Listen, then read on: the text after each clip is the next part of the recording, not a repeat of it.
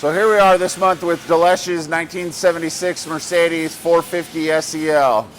We hear a whole bunch in the comments about why would a guy put that much effort into a Mercedes?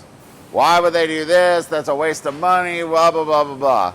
Well, if you're one of those guys, you should probably click off now and find something else, because we're going to go overboard on the details that Delesh has dreamed up to put into this car that we think is going to make it pretty unique and pretty awesome. We're starting with this closeout panel that we're going to delete the windshield wiper pieces and just make these grills go all the way across. So we'll machine this as a solid piece that we've already designed. As you can see, we filled the sunroof that was in the car, and we're finalizing the finished metal work on that. As you move forward in the car, you'll see that we have tucked the bumpers in quite a bit. They used to stick out seems like it was way up here. And so they had what was the European bumpers that were tighter, but we ordered a set that come from Vietnam, I think it was, and they fit terribly. They're riveted together, they're sectional pieces. And so we devised a way that we're like, hey, these bumpers are terrible. We're gonna put a bunch of effort into this car. Why don't we make legitimate, real, awesome bumpers? And so we scanned the car. We developed the shape of the bumper that we wanted, getting the grill to clear, getting the bumperette to sit up here. We went through many different versions of a one-piece bumper where the bumperette and the bumper was one piece. It was molded together. We made bumpers that didn't have rubber trim.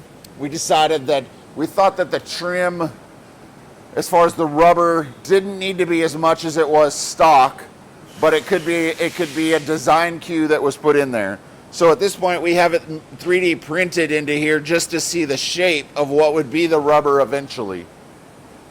And so we've made all those pieces and kind of gone back and forth a lot of just finalizing what the perfect bumpers are for this car.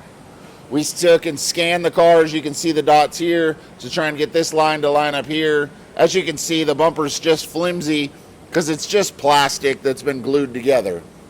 And so as we got the shape of this piece really what we thought was defined, we started moving into the side molding. Well, these side moldings were predominantly rubber with a little bit of trim. And so we've decided to make it where there's a rubber gasket base that would be much more minimal with a chrome trim with some details. But instead of it stopping at each door line, we've made it where they overlap. So when you're standing back, it looks like one long spear of trim like you would do on a lot of custom cars. At the same time, we've also been playing with the idea of a lower rocker molding of some sort to be ground effects or something, but not that elaborate. And so we placed that piece on the bottom that was printed to get the shape of the rocker and just see what we like as we stand back and look at everything on the car. As we work our way down the side of the car, you'll see that we've made this upper bumperette longer like it was stock on the car. We've also made this lower, I guess we'll call it diffuser piece that goes into the back rear valence piece as well. Just some stuff that started in the renderings and kind of has made their way into the car. Then we've also done the same thing with the rubber, getting the fitment tight to the car, not like show car Riddler perfect, like gap to the nothing, but something where the car looks like it's very nice. It's gapped well, but it's not super fit to where you can't drive the car and you're worried about anything flexing and moving. But at the same time, as we were messing with where the exhaust was going to be, we decided to make a rear diffuser bezel insert and putting some details in it that would have an exhaust surround, that this trim would go around. It would add detail to the back of the car that made it a little more high performance than it obviously ever was. As we progressed through this, the idea came up of, man, what if we could do something with the taillights? These things are red, orange, red, and clear. What if we could make this all one piece? So George, our CAD designer, came up with a way that we could make this lens in less pieces and have it all be one color and have it mimic the shape of the car with the bumpers that we've designed, in the bumperettes with the taillights to all be a flowing design. So at this point, we've just printed everything to get the look of what we want, before we finalize it to machine the bumpers from aluminum. And that will allow us to achieve the look of what we want to achieve in the exterior design of the car. We're not trying to chop it, we're not trying to section it, we're just trying to make it where the car really has that stance and the look of no other Mercedes 450 SEL in this body style. As we move our way into the interior, you can see what we've done to the floor and trans tunnel of the car. So we've installed these Camaro seats that we use in the Legacy Series Chevelles because they're comfortable, they work good, they're readily available, they have power.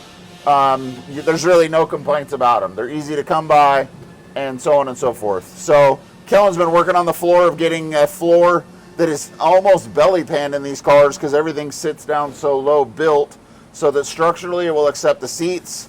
It will have the transmission tunnel with all the floor, all the flanges and everything to fit the floor, to fit around the exhaust, the transmission mount, and everything that uses a lot of parts from the stock floor. Here we've made a dash bar that we will mount the air conditioning, the ECU, a lot of the other control systems that we'll use for the gauges and different parts and pieces to get in the car. We're about ready to land the steering column, as it's going to go through this piece here where this flange is for the recessed firewall. We'll wind up modifying this brake pedal to get it over to the position that we would like and to get as much leg room as we possibly can in this car. As you can see, Kellen has modified the rear seat pan to fit the floor and accept foam, and then he's modifying the rear upper seat back to be narrowed for the mini tubs. In case you're not up to date on where we're at with the mechanicals of this car, let me remind you. We have an LT4 engine with a Wagner front drive system, 10-speed automatic, and it's been moved back to keep the blower underneath the hood of the car so we don't have to have any scoops. We can't get the motor any lower without the rack and pinion touching the engine. We've already lowered the rack and repositioned that with new steering arms, done everything we can to get that dimension without moving the engine back any further. At the same step, we've measured the car to run 19 by 8.5 HRE front wheels and rear wheels. We've been mocking up what the shape of the inner fenders will be at this ride height. We're currently defining what the ride height on the car would be at this point so that we can determine the shape of those inner fenders so we can build that to attach to the car to maintain the unibody structure that the car is.